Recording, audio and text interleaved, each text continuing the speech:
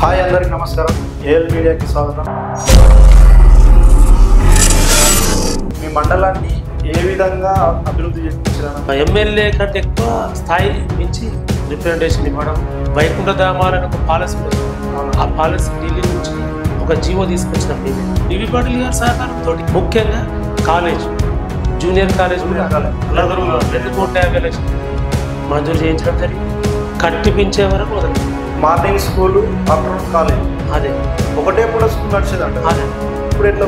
Deputy CM Damodar Rajanarasimha గారు ఉన్నప్పుడు కూడా ఇక్కడ కాలేజ్ కాదు. లేకపోవడం వల్ల మీరు అన్నట్టుగా ఒక పూట స్కూల్, ఒక పూట కాలేజ్. దాంట్లో కొద్దిగా ఆర్థికంగా నాకు కొద్దిగా నష్టం జరిగింది. నాకు ఏంటంటే కాలేజ్ పిల్లలకు న్యాయం జరిగిన ఉద్దేశంగా నేను పోరాటం చేయాలి. నా జీవితమే ఒక పోరాటం. మరి మీరు ఇప్పుడు ఇంత చేసారు కదా, ప్రజలు ఏంటన్నా అసలు బ్రహ్మమన్న మొత్తం ల్యాండ్ కబ్జాలు చేసి వెంచర్లు వేసుకున్నారని అంటారు. నిరాధారమైన ఆరోపణలు ఎక్కడ కూడా ఆధారం తప్పులేరో కాదు. ఇచ్చినట్టు కదా ఈఎంఐ నెలకు 18,000. కాంగ్రెస్ పార్టీలోకి వెళ్ళాం 10 లక్షలు నేను ఇస్తా అని అన్నారంటే కదా నిజం. ఇప్పుడు దాని వాళ్ళ లోన్లు కుట్టేయలేం కదా. మరి ఇద్దరు ఎమ్మెల్యేలు ఎవరు బెస్ట్ అన్న? ప్రజల నిర్ణయం. మనం చెప్పేది ఏముంటుంది? మండలం డెవలప్ చెందింది అంటే ఏం చెప్తారన్న మీరు? ఇప్పుడు అభివృద్ధి అనేది నిరంతరమైంది. ఇంకా చేసేది మస్తు ఉంటుంది, చేయాలి. ఇప్పుడు బ్రహ్మం అనే వ్యక్తి ఇప్పుడు అల్లదుల గ్రామానికి ఏమైనా సమస్య వస్తే దాన్ని ఎట్లా పరిష్కారం చేసిండు? మన సొంత వ్యక్తిని తీసుకొని పోయి మనం సహాయం చేయించడం జరుగుతుంది. బ్రహ్మం అన్న రాజకీయాలు రావడానికి కారణం ఒక సంఘటన జరిగింది. అల్లదుర్గంలో చాలా అవినీతి జరుగుతుంది. అల్లదుర్గం సరౌండింగ్ సిలిండర్లు ఇంటి దాకా సప్లై చేయాలి. పెద్ద బాంబు వెళ్ళని కాంట్రాక్ట్ ఉద్యోగం ఇంత పెద్ద పని చేయగలిగితే మనము ఫ్యూచర్లో ఇంకా చేయగలుగుతామేమో. రాజకీయంలోకి వస్తే ఒక స్ఫూర్తి ఉంది నాకు. ల్యాండ్ సీలింగ్ యాక్ట్ అంటే ఒక పెద్ద భూమాఫియా తయారైంది. తర్వాత నక్సలిజం వచ్చే అవకాశం ఉంది. మరి దాన్ని మనం తెద్దామా? ఆ బిల్లును హైకోర్టు ఇటీవల ఏం చేసిందంటే సుమోటోగా తీసుకుంది. ల్యాండ్ సీలింగ్ యాక్ట్ మీరు హైకోర్టుకు లెటర్ రాయడం ద్వారానే దాన్ని హైకోర్టు యాక్సెప్ట్ చేసి యాక్షన్ తీసుకున్నాను. అవును, నేనే రాసిన. ఇప్పటివరకు ఎవరు రాయలేదు ల్యాండ్ యాక్ట్ కోసం. మనకి ఆధారం అన్న. ఇప్పుడు ఆధారాలు ఉన్నాయన్న? ఏ విధంగా ఆధారాలు ఉన్నాయి? చూపించండి. మనం 4 నెలల కింద రాసిన లెటర్. ఓకే, ఇది honourable chief justice of high court, Telangana high court respondent గా కాంగ్రెస్ ప్రభుత్వం ఆదేశాలు జారీ చేసి ఇప్పుడు బ్రహ్మమన్న వేసినటువంటి బిల్లును తెలంగాణ హైకోర్టు యాక్సెప్ట్ చేసి చాలా జరుగుతున్నాయి కదా అక్కడ. ఇప్పుడు అట్లాంటి వారికి మీరు ఏమి ఇస్తారు? సందేశం ఇస్తారు? దయచేసి యువతకు ఒకటి సందేశం ఏంటంటే, హాయ్ అందరికి నమస్కారం. ఏఎల్ మీడియాకి స్వాగతం. అన్న, ఇప్పుడు మీరు జడ్పీసీ ఉన్నారు కదా, మీ జడ్పీసీగా ఉండి మీ మండలాన్ని ఏ విధంగా అభివృద్ధి చెందించారన్న మీరు? మన ఇంటి నుండి జడ్పీసీగా మా వైఫ్ ఉన్నప్పుడు 2014 నుంచి 18 వరకు కాలంలో జడ్పీసీగా ఉండి అన్న వివిధ అల్లదుర్గం మండలానికి కాక అసలు జడ్పీసీ స్థాయి కంటే ఎక్కువ పనిచేయడం జరిగింది. అసలు వివిధ కార్యాలయాల కోసం పోరాటం కాదు, రిప్రజెంటేషన్ ఇవ్వడం. పోరాటం అనుకోవచ్చు, దాని ఏమన్నా రిప్రజెంటేషన్. అప్పుడు అధికార పార్టీ టీఆర్ఎస్ నుండి ఎమ్మెల్యే కంటే ఎక్కువ స్థాయి మించి రిప్రజెంటేషన్ ఇవ్వడం.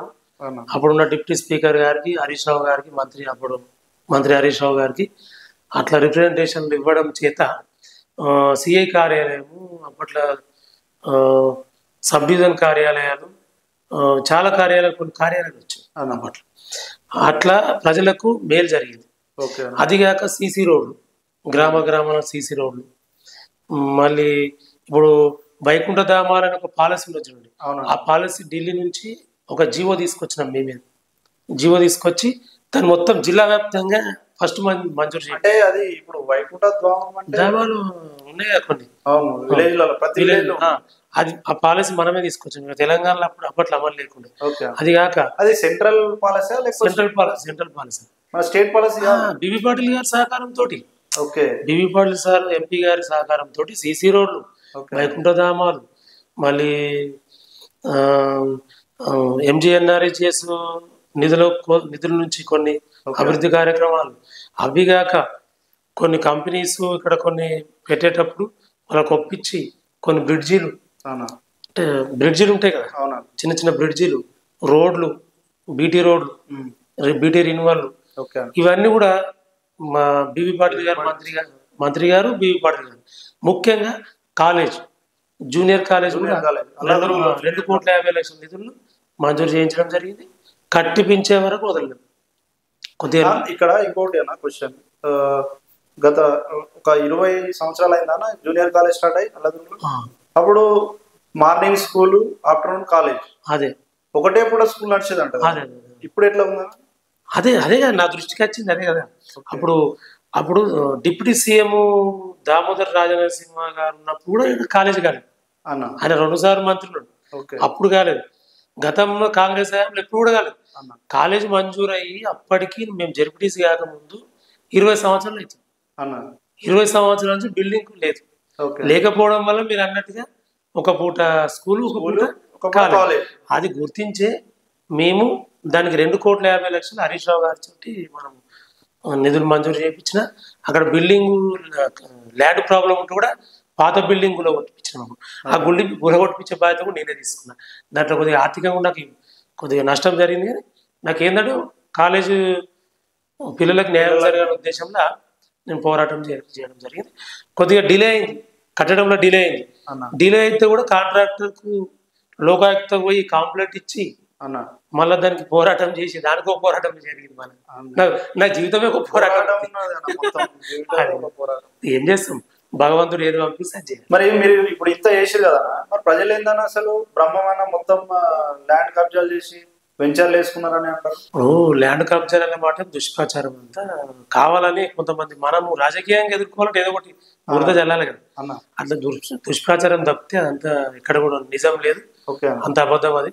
ఇంకా నేనే ప్రభుత్వ భూమిలో కబ్జాలు కాకుండా నేనే రిప్రజెంటేషన్ ఇచ్చిన చాలాసార్లు ఎంఆర్ఓ గారికి, స్థానిక ఎంఆర్ఓ గారికి. కానీ అక్కడ అంతా ఎక్కడ అంత తప్పు, నిరాధారమైన ఆరోపణలు అవన్నీ కూడా ఎక్కడ కూడా ఆధారాలు లేవు, అంత తప్పు అన్న. ఇప్పుడు ఇంకోటి, ఇప్పుడు మీరు తిరిగే కారు బులెరో కారు మరి మన మాజీ ఎంపీ గారు బీవీ పాటిల్ గారు ఇచ్చినట్టు కదా. మంచి ప్రశ్న అవుతుంది, ఇది ప్రజలకు తెలియాలి. అయితే అప్పట్లో 2014 బొలెరో వాహనం మేము తీసుకోవడం జరిగింది. అయితే చాలా మంది తెలియక అనుకుంటుంది అంత, తప్పదు తప్పు. దానికి నేను డౌన్ పేమెంట్ 1 లక్ష 2 లక్షలు కట్టి ఈఎంఐ కట్టిన, నేను 4-5 ఏళ్ళు ఈఎంఐ కట్టిన, నెలకు 18,000. అదంతా ఉత్త తెలియదు, జనాలకు తెలియదు, కొంతమంది ప్రచారం. ఇంకొకటి కూడా ఉందన్న, అయితే ఇప్పుడు మీరు కాంగ్రెస్ లో టిఆర్ఎస్ నుంచి కాంగ్రెస్ లోకి మారేది కదా, అప్పుడు కూడా బ్రహ్మం నువ్వు కాంగ్రెస్ పార్టీలోకి వెళ్ళకు 10 లక్షలు నేను ఇస్తా అని అన్నారంట కదా, నిజమా? అది కూడా తప్పు. మరి ఎందుకు అన్నారన్న ఇట్లా పబ్లిక్ అంటారు? ప్రచారం మస్తు చేస్తారు, అదంతా తెలియదు ఏముంది. దగ్గర ఎవరు ఇష్టం వచ్చిన మాట్లాడుతుంటారు అంతే. అదే దానికి మనం ఏమంటాం, ఇప్పుడు దాని వాళ్ళ లోన్లు కుట్టేయలేం కదా. ఇప్పుడు 10 లక్షలు ఇస్తాను ఎవరు అట్లా అన్నారు. బీవీ పాటిల్ గారు వచ్చినప్పుడు కూడా నా పక్కకు అందరు చాలా మంది ప్రెస్ వాళ్ళు ఉన్నారు, వాళ్ళ తెలియదు. అప్పట్లో అందరూ చూసి 10 లక్షలు ఇస్తాను ఎవరు అన్నారు. ఏదైనా అవకాశాలు ఉంటే ఫ్యూచర్లో ఏదైనా అవకాశం ఉంటే ఇస్తామంటారు, పదవులు కావచ్చు, ఇంకేదైనా కావచ్చు. దాన్ని అట్లా అంతా తప్పులేదు అన్న. ఇప్పుడు మీరు 2 ఎమ్మెల్యేలతో పనిచేసారు అన్న. రాజనరసింహ గారు ఇప్పుడు మినిస్టర్ దామోదర రాజనరసింహ గారితో పనిచేశారు. ఇప్పుడు మాజీ ఎమ్మెల్యే క్రాంతి కిరణ్ గారితో కూడా పనిచేశారు. 2 ఎమ్మెల్యేలలో ఎవరు బెస్ట్ అన్న? బెస్ట్ అనేది ఏముంటది, బెస్ట్ అనేది ప్రజలు నిర్ణయం చేయాలి. మనం చెప్పేది ఏముంటది అన్న. వాళ్ళు చేసిరు, ఆల్రెడీ 2 సార్లు చేసిరు. ఎవరు బెస్ట్ వాళ్ళని ఎన్నుకున్నారు, మళ్ళీ ఏం చేయాలో అది చేసి ప్రజల నిర్ణయం మీద ఉంటుంది, మనం చెప్పాల్సిన అవసరం అన్న. ఇప్పుడు అల్లదుర్గం మండలంలో మీరున్న కాలంలో, మీ ఫ్యామిలీలో అక్క జడ్పీసీ ఉన్న కాలంలో మొత్తంగా అల్లదుర్గం మండలం డెవలప్ చెందింది అంటే ఏం చెప్తారన్న మీరు? అభివృద్ధి అనేది నిరంతరమైంది అన్న. ఇప్పుడు మా ఇంటి నుండి జడ్పీసీగా ఉన్నప్పుడు అక్క వైఫ్ అన్న, అయితే అప్పట్లో ఏమేమి జరిగినాయో, వివిధ కార్యాలయాలు, రోడ్లు, బ్రిడ్జీలు, కాలేజు, జూనియర్ కళాశాల, ఇవన్నీ కూడా కోర్టు, ఇవన్నీ కూడా అప్పటి ప్రపోజల్లే. ఇప్పుడు ఇవన్నీ కార్యాలయాలు అన్నీ వచ్చినాయి. ఇవి కాక అన్ని రకాలుగా జరిగినాయి. వ్యక్తిగత పింఛన్లు, వ్యక్తిగతంగా కూడా అభివృద్ధి జరిగింది, చాలా మందికి వ్యక్తిగతంగా కూడా ఎన్నో చేసినాం. ఈ అభివృద్ధి అనేది నిరంతరమైన ప్రక్రియ, అదే ఇంకా చేసేది మస్తు ఉంటుంది, చేయాలి అన్న. ఈ జెడ్పీసీ దీక్షలు ఉద్యమాలు మండలానికి అవన్నీ ఓకే అన్న. ఇప్పుడు బ్రహ్మం అనే వ్యక్తి ఇప్పుడు అల్లదుర్గం గ్రామానికి ఏమైనా సమస్య వస్తే దాన్ని ఎట్లా పరిష్కారం చేసిండన్న అంటే మీరు ఈ పీరియడ్ లో ఇప్పటి వరకు? ఇప్పుడు నేను నిరంతరం ప్రజల్లో ఉండే వ్యక్తిని అన్న, లోకల్ అందుబాటులో ఉండే వ్యక్తిని ఓకే అన్న. కాబట్టి నేను ఎక్కడనో ఉంటా, ఈయనే ఉంటా, అల్లదుర్గంలో ఉంటా, స్థానికంగా ఉంటా. కాబట్టి ఎంతో మంది దృష్టికి, నా దృష్టికి జనాలు ఎవరైనా వస్తే, ప్రజలు వస్తే వాళ్ళ కష్ట నష్టాలలో పాలు పంచుకుంటా. వాళ్ళు ఫ్యామిలీ ఏదైనా డిస్ట్రిబ్యూట్లు ఏదైనా ఉంటే కూడా పరిష్కారం చేస్తాము.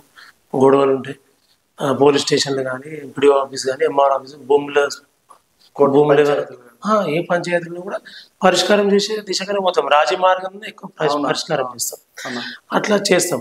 అవిగాక అనాథ పిల్లలు, పాపం కొంతమంది అనాథ పిల్లలకు కూడా మనం పింఛన్లు ఇప్పించడం కానీ, గవర్నమెంట్ నుంచి సహకారం చేయించడం, నా పరంగా తీసుకొని పోయి ఆఫీసుల చుట్టూ తీసుకొని పోయి కూడా మన సొంత డబ్బు తీసుకొని పోయి కూడా మనం సహాయం చేయించడం జరుగుతుంది. అట్లా చేసినాము. ముసలి వాళ్ళు, పాపం ముసలి వాళ్ళకు కూడా మనం అప్పుడు అక్కడక్కడ కొన్ని సేవా కార్యక్రమాలు చేసినాం. దుప్పట్ల పంపిణీ కానీ అట్లాంటివి కొన్ని చేసినాం. సొంత ఖర్చు ఉన్నాయి, కొన్ని ఉన్నాయి సందర్భాలు చాలా చేసినాం. అవన్నీ చెప్పిన మాటలు కావు, అన్ని రికార్డెడ్ ఉన్నాయి అన్న. ఇక వ్యక్తిగత జీవితానికి వస్తే బ్రహ్మం అన్న రాజకీయంలోకి ఎందుకు వచ్చింది? స్ఫూర్తి ఎవరు? అబ్బా, ఏం ప్రశ్న చేసినావు Laxman.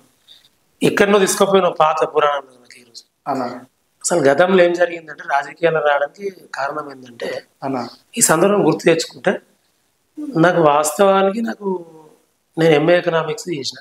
MA economics Nizam college. Nizam college. నేను గోడల మీద రాతలు రాసిన ఇవన్నీ గతంలో. తర్వాత ఎంఏ ఎకనామిక్స్ చేసి తర్వాత స్ఫూర్తి చెందిన వ్యక్తి చదువులో వేరే ఆయన ఉన్నాడు, ఒక లెక్చర్ కూడా ఆయన. మాకు లెక్చర్ ఒక ఆయన ఉన్నాడు, అది వేరే. రాజకీయాలు రావడానికి కారణం ఏంటంటే, ఒక సంఘటన జరిగింది.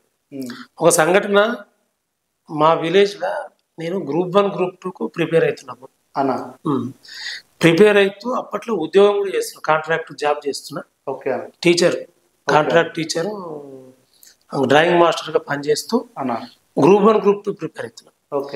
అయ్యే టైంలో ఏమైందంటే, తెలంగాణ ఉద్యమం వచ్చింది అప్పట్లో. ఇక్కడ ఉద్యమం జరుగుతున్న టైంలో అప్పుడు ఒక సంఘటన జరిగింది. నేను అప్పుడే డిగ్రీ పూర్తి చేసుకొని నిజాం కాలేజ్ పీజీ పూర్తి చేసుకొని వచ్చినాం. వచ్చిన తర్వాత అక్కడ అల్లదుర్గంలో చాలా అవినీతి జరుగుతుంది. అల్లదుర్గం సరౌండింగ్ కానీ, అల్లదుర్గంలో కానీ నా కళ్ళం కూడా జరిగింది. అవినీతి ఏంటంటే, ఒక గ్యాస్ సిలిండర్ను చిన్న ఒక గృహిణికి నష్టపోతుంది అక్కడ. మా ఇంట్లో అన్యాయం జరిగింది. ఎట్లా అంటే, సిలిండర్ను ఇంటి దాకా సప్లై చేయాలి 320కి. అప్పట్లో 320కి 20 రూపాయలు ఎక్కువ తీసుకున్నా సరే కానీ ఇంటి దాకా సప్లై చేయాలి. కాకపోతే ఏం చేస్తున్నారు, 500 బ్లాక్ మనీ తీసుకొని బ్లాక్లో అమ్ముకుంటున్నారు. బ్లాక్లో 500 రూపాయలు, 550, 600, 300 సిలిండర్ ని 600కి అమ్ముతున్నారు. అప్పట్లో 600కి అమ్ముతున్నారు. నా కళ్ళం కూడా జరిగింది.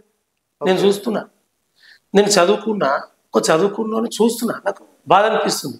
ఇదేంది ఇంత అన్యాయం అనిపించింది. నా కళ్ళం నాకే అన్యాయం జరిగింది. అట్లా మా ఇంట్లో అన్యాయం జరిగింది, నా కళ్ళం కూడా చాలా మందికి అన్యాయం జరుగుతుంది. ఇట్లా ఇయ్యపో, ఏం చేసుకుంటే వేసుకోపో, ఎక్కడ కాంప్లీట్ చేసుకుంటే వేసుకోపోండి. అప్పుడు ఒక విద్యార్థిని నేను, ఏం చేయగలుగుతాం అని చెప్పి అప్పుడు అక్కడ ఒక కాంప్లైంట్ కూడా చేసిన జిల్లా కలెక్టర్కు ఇంట్లో కూర్చొని లెటర్ రాసిన, రిజిస్టర్ పోస్ట్ చేసిన. చేస్తే పెద్ద బాంబు వెళ్ళింది అప్పుడు. పేలి బ్లాక్ మార్కెట్ మొత్తం బంద్ అయిపోయింది. మొత్తం ఇంటింటి నేనే సిలిండర్ ఎవరికి కావాలి, ఎవరికి అడిగింది. ఎవరు గ్యాస్ సిలిండర్ల సప్లై ఏజెంట్ అడిగి సప్లై చేయడం, అదొక విజయం. ఒక స్టూడెంట్గానే ఒక చిన్న కాంట్రాక్ట్ ఉద్యోగం ఉండి ఇంత పెద్ద పని చేయగలిగిన అంటే మనము ఫ్యూచర్లో ఇంకా చేయగలుగుతామేమో రాజకీయంలోకి వస్తే అని చెప్పి ఒక స్ఫూర్తి ఉంది అక్కడ. ఒక స్ఫూర్తి ఈ తర్వాత తెలంగాణ ఉద్యమం రావడం, ఉద్యమం నుంచి మెల్లగా అట్లా జాయిన్ ఇది అసలు స్ఫూర్తి అంటే ఇది అన్న. ఇప్పుడు ఒకటి అడగడం మర్చిపోయినా, నేను ఆ మధ్యలో ఒకటి పేపర్ చూస్తుండే, పేపర్లో news, ceiling land ceiling act గురించి ఏదో పోరాటం చేశాని అంటే అట్లా విన్నా. అసలు ల్యాండ్ సీలింగ్ యాక్ట్ అంటే ఏంటి అన్న? ల్యాండ్ సీలింగ్ యాక్ట్ అనేది ఇది దేశవ్యాప్తంగా ఉన్న ల్యాండ్ సీలింగ్ యాక్ట్, ఒక రాష్ట్రం సంబంధించింది కాదు. అయితే ఇది ల్యాండ్ సీలింగ్ యాక్ట్ ఎందుకు ఉందంటే లిమిటేషన్ యాక్ట్, భూములకు సంబంధించిన యాక్ట్. భూములకు సంబంధించిన ఇప్పుడు ప్రతిదానికి ఒక లిమిట్ అనేది ఉండాలి. లిమిట్ లేకపోతే ఏ వ్యవస్థ అయినా ఖరాబ్ అవుతుంది. అయితే అదే విధంగా భూమి కొనడం అమ్మడం కూడా ఒక లిమిటేషన్ ఉండాలి. ఈ రోజు ఏమైందంటే ఒక పెద్ద భూమాఫియా తయారవుతుంది. భూమాఫియా ఎట్లా అంటే ల్యాండ్ గతంలో భూస్వాములు అంటే వాళ్ళు ఉంటారు, మీకు తెలుసు భూస్వామిక వ్యవస్థ. భూస్వామ్య వ్యవస్థ ఎందుకు వచ్చింది, ఎట్లా వచ్చిందో అదంతా మనకు తెలుసు. దానికోసం పోరాటాలు జరిగినాయి, దాని తర్వాత నక్సలిజం పుట్టుకొచ్చింది, ఇవన్నీ జరిగినాయి. అది పోయిన తర్వాత కొన్ని చట్టాలు తీసుకొచ్చి గవర్నమెంట్ కంట్రోల్ చేసింది. రైతులకు చిన్న సన్నకారు రైతులకు మేలు జరగాలి, రైతు కూలీలకు కూడా భూములు ఇప్పియాలని చెప్పి ల్యాండ్ సీలింగ్ యాక్ట్ అట్లా వచ్చింది. ల్యాండ్ సీలింగ్ యాక్ట్ అంటే భూస్వాముల దగ్గర భూములు తీసుకొని పేదలకు భూములు పంచారు అన్నమాట. అది గతంలో జరిగింది. అది ఇట్లా భూ పరిమితి చట్టం వచ్చి ఆ భూమి 54 ఎకరాల కంటే భూమి ఎవరికైతే ఎక్కువ ఉంటుందో 100,000 ఎకరాలు కూడా ఉండే అప్పట్లో వెనకటి. అట్లా ఉండే దాన్ని 1973లో ఆ యాక్ట్ వచ్చి ఆ యాక్ట్ ప్రకారం అంత భూములు ఎవరికైతే ఎక్కువ ఉందో తీసుకున్నారు. తీసుకొని పేదలకు పంచారు. అప్పట్లో చిన్న సన్నకారు రైతులకు పంచారు. పంచిన తర్వాత అది జరిగింది, న్యాయం జరిగింది అనుకున్నాం. తర్వాత ఏం జరిగింది వాళ్ళు ఇక్కడి ఉంది కథ అంతా. తర్వాత మెల్లమెల్లగా ల్యాండ్ సీలింగ్ యాక్ట్ మరుగున వాడుకుంటూ వచ్చింది అన్నమాట. వెనక్కి వెళ్ళిపోయింది. దానికి కారణం ఏంది, అందరి కారణం ఉంది. అక్కడ బ్లాక్ మనీ విదేశాలకి వెళ్ళి కానీ కొంతమంది రాజకీయ నాయకులు కూడా తప్పు చేస్తారు. ఇక్కడ రాజకీయం కూడా తప్పు ఉంది. రాజకీయ నాయకులు బడా రాజకీయ నాయకులు కానీ కొంతమంది బాగా డబ్బు బ్లాక్ మనీ తీసుకొచ్చి ఇష్టం వచ్చినట్టు భూములు కొనడం, ల్యాండ్ సీలింగ్ యాక్ట్ కు మించి కొనడం. కొని యాక్ట్ ప్రకారం 54 ఎకరాలు దాటుకుంటున్నారు. అంటే అంతే ఉండాలి. అంతకంటే కొంటే తప్పు చెల్లదు.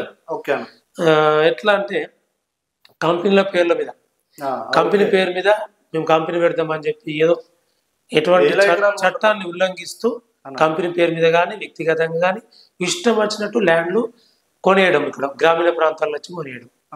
కొనేసి రైతుల పాపం వల్ల ఏదో ఆశకు రేట్ ఎక్కువ వస్తుందని చెప్పి అమ్మేసి ఆ డబ్బులతో జలసాలు చేసుకొని పాపం వల్ల రైతు కూలీలుగా మారిపోతున్నారు. 100,000 ఎకరాలు భూములు కొని పడేస్తారు. పడితేసేసారు. పంట పండుతుందా అంటే పంట వండదు పడితేసేస్తారు. అది మొత్తం పంట వండకి ఏమైపోతుంది, అది ఆ రకంగా కూడా భూమి పడవైపోతుంది. 100,000 ఎకరాలు పడవైపోతుంది. ఇట్లా భూమి పడవైపోతుంది, పంటలు వండుతలేవు, మళ్ళా రైతులు కూలీలుగా మారిపోతున్నారు, అక్కడ వలసలు వెళ్ళిపోతున్నారు. ఎన్ని విధాల నష్టం జరుగుతుంది. ఇక్కడ పంటలు వండకపోవడం వల్ల ఏమవుతుంది, ఫ్యూచర్లో ఆహార కొరత ఏర్పడే అవకాశం ఉంది. ఇప్పుడు కూడా ఆల్రెడీ ఏర్పడ్డది. ఇప్పుడు చూడండి, నిత్యావసర వస్తువులు ధరలు ఎంతున్నాయి. ఒక పప్పు దినుసులే 150 రూపాయలు. గతంలో 10 రూపాయలు 20 రూపాయలు ఉన్నది, ఇప్పుడు 150, 120, 200 వరకు చేరింది. వేరుశెనగ కానీ ఇవన్నీ ఉన్నాయి కదా, పప్పు దినుసులు. నూనెలు ఎక్కడికి వెళ్ళి వస్తాయి, పప్పులు పండిస్తేనే వస్తాయి. అవన్నీ పంటలు ఎవరైనా వేస్తున్నారు, ఇప్పుడు వేస్తలే. ఒక పత్తి పంట తప్పితే, వరి తప్పితే వేరేది ఏమి వేస్తలేదు. ఇప్పుడు రేషన్ షాపులలో ఒక రేషన్ బియ్యం మాత్రం ఇస్తున్నారు. బియ్యంతో దీన్ని బతకాలి మనం. ఈరోజు షుగర్ వస్తుందంటే కారణం ఏంటి, అన్నం ఉట్టి అన్నం తింటున్నాం మనం. విలువైన వస్తువులు మనం ఏం తింటలేము. ఇట్లా ఆహార కొరత కూడా ఏర్పడ్డది. ఇప్పటికే ఈ రాను ఇంకే ఏర్పడుతుంది. కాబట్టి ఈ రకమైన మ్యాటర్ ఆలోచన బాగా వచ్చింది నాకు ఎందుకో.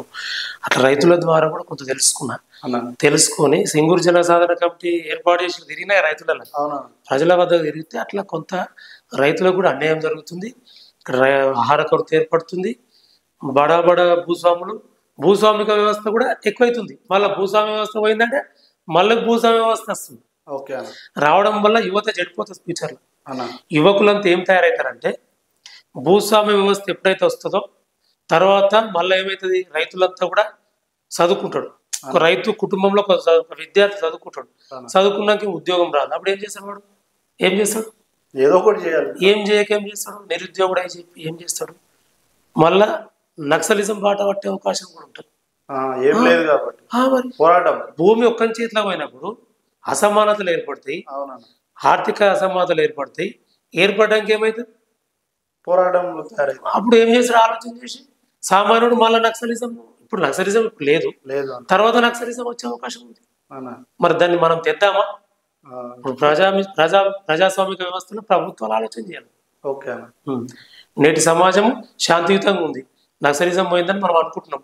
ఇది ఇట్లే భూస్వామిక వ్యవస్థ వచ్చింది అనుకో, ల్యాండ్ సీలింగ్ యాక్ట్ చట్టబద్ధంగా పకడ్బందీగా అమలు చేయకపోతే తప్పకుండా భూస్వామిక వ్యవస్థ వస్తుంది అని చెప్పి నేను విశ్వసిస్తున్నా. ఇది కోర్టు గుర్తించింది కాబట్టి ల్యాండ్ సీలింగ్ యాక్ట్ కింద మనం లెటర్ రాయడం జరిగింది కోర్టుకు.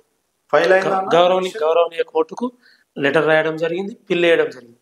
ఆ పిల్లును హైకోర్టు ఇటీవల ఏం చేసిందంటే సుమోటోగా తీసుకుంది, చాలా సీరియస్గా తీసుకుంది మ్యాటర్. ఓకే, చాలా సీరియస్గా తీసుకుంది. దానికి ఒక కమిటీ వేసిరు. ఈ 2-3 వారాల్లో దాన్ని బెంచ్ మీద మళ్ళీ వస్తుంది, వచ్చి గవర్నమెంట్కు నోటీసులు కూడా జారీ చేసి.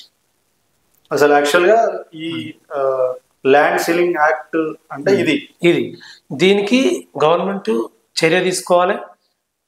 దీనికి గవర్నమెంట్ చాలా సీరియస్ తీసుకోవాలి. ఇది ఒక తెలంగాణకు సంబంధించింది కాదు, తెలంగాణ కోర్టు ఇచ్చింది వాళ్ళకి నోటీసు, తెలంగాణ గవర్నమెంట్కి ఇచ్చింది. కానీ ఈ తెలంగాణ అంశం ఒకటి కాదు, ఇది దేశవ్యాప్తమైన అంశం కాబట్టి national level the Hindu paper అన్ని పేపర్లు కవర్ చేసింది.